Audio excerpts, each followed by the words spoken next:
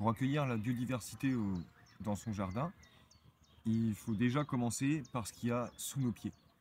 Les scientifiques, alors ça dépend des études, estiment que 80 à 97% de la biodiversité totale de la Terre se trouve dans le sol.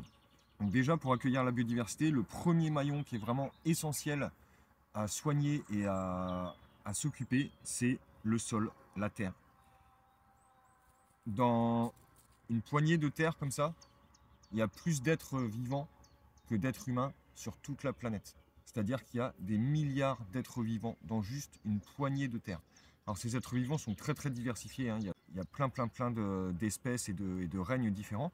On ne les voit pas tous à l'œil nu, mais il y en a beaucoup qu'on peut voir, comme les mille-pattes, les cloportes, les vers de terre. Et donc pour prendre soin de son sol, il faut le nourrir.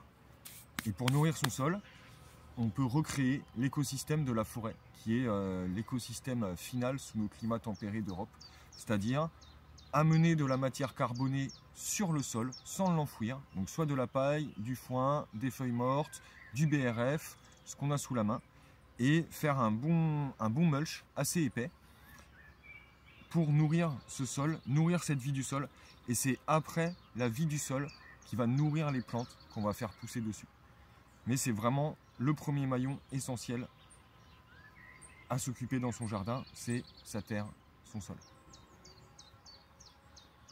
Une fois qu'on a nourri notre sol, nourri cette biodiversité du sol qui est vraiment le premier maillon de la biodiversité émergée, disons, qu'on peut voir en surface, on peut, pour recréer, tenter de recréer toujours cet écosystème final de nos climats qui est la forêt de feuillus tempérés, on peut créer des haies fruitières multi-étagées. Alors, haies fruitières ou haies champêtres, on peut aussi mélanger des fruitiers et des arbres champêtres dans la même haie. Et donc ça revient à faire un peu comme du bocage ou comme une forêt linéaire. Donc on peut planter des arbres fruitiers aux distances de plantation classiques. Donc les moyennes vigueurs à 5-6 mètres entre eux, les fortes vigueurs à 8 ou 10 mètres entre eux. Et puis sur la ligne d'arbres, on peut planter tout un tas de végétaux. Alors soit on plante des arbustes, donc toujours pareil, on peut aussi mettre des arbustes champêtres, indigènes, de la bourdaine, des noisetiers qu'on viendra recéper, etc. Et on peut aussi mettre des plantes comestibles, des plantes ornementales, des plantes mellifères. Alors des fois il y a des plantes qui font ces trois caractéristiques-là. Et puis des plantes qui sont belles aussi pour pouvoir apprécier la beauté de son jardin. Donc là par exemple ici on a mis une consoude, on a mis ce qu'on appelle une sauge de Jérusalem mais qui n'est pas vraiment une sauge. Ça là ici c'est une vraie sauge, une sauge fruticosa. On a mis un amélanchier qui va nous faire des petits fruits. Là on les voit, ils sont déjà formés. Ici. Et puis on a un petit rosier là mais qui s'est fait manger par le chevreuil. Et puis voilà, et puis après on passe à un autre arbre, etc. Et donc on peut, entre ces arbres fruitiers, planter pas mal de choses. On peut aussi planter des cassissiers, des groseilliers, des framboisiers, des groseilles à maquereau. On peut planter des vignes. On peut planter vraiment pas mal de diversité. Et pour accueillir le plus de biodiversité possible dans son jardin, ce qui est vraiment important, donc on a parlé du sol, on a parlé des haies fruitières multi-étagées, de ce qu'on pouvait cultiver entre, mais l'important c'est aussi de créer des effets de lisière, c'est-à-dire de créer différents milieux pour que les interfaces entre les différents milieux puissent accueillir de la biodiversité. Et c'est ces interfaces, c'est cet effet de lisière qui accueille le plus de biodiversité dans les aménagements qu'on peut faire, soit en agriculture, soit dans les jardins des particuliers. Donc là par exemple ici on a une haie champêtre qu'on a plantée en partie. Ça c'est un érable champêtre qu'on a planté il y a 3-4 ans je crois. Donc là ça y est, il a bien poussé, il fait 4 mètres de haut. Là il y a un noisetier à gros fruits ici. Ça c'est pareil, c'est nous qui l'avons planté. Bon là ça y est, il est bien parti aussi. Et donc cette haie champêtre, ça fait une interface entre la prairie et le milieu plus ligneux, plus boisé.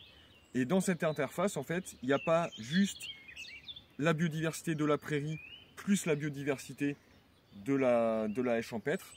Il y a aussi des animaux et des espèces qui sont spécifiques à la lisière. C'est-à-dire que la biodiversité de la prairie plus la biodiversité de la haie champêtre, en fait, il y a aussi ceux de la lisière. Donc 1 plus 1, ça fait plutôt 3, comme souvent dans les effets de coopération. Et on peut aller voir ça.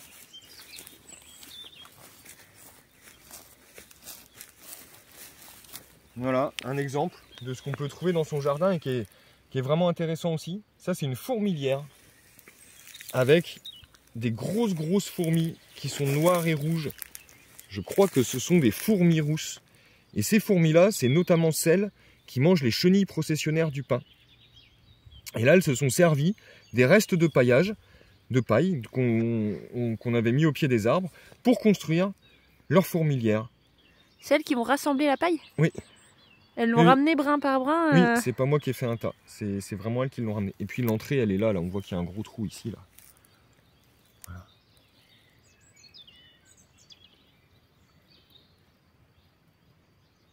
Donc ça, c'est une espèce de fourmi qu'on voit plus beaucoup maintenant. On a souvent des fourmis, soit des toutes petites fourmis toutes noires, soit des petites fourmis toutes rouges, qui piquent fort d'ailleurs. Mais celles-là, les fourmis rousses, alors tous les animaux sont importants pour la biodiversité, mais celles-là, les fourmis rousses, elles sont vraiment importantes, il n'y en a plus beaucoup.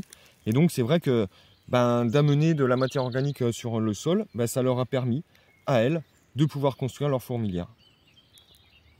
Ce qui n'était pas un effet forcément recherché, consciemment au début.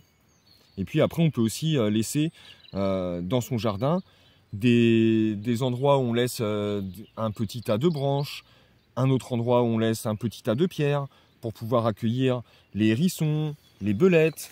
C'est important vraiment d'essayer d'avoir le plus d'environnement possible, d'avoir des interfaces, d'avoir des abris de différentes natures pour vraiment accueillir un maximum de biodiversité.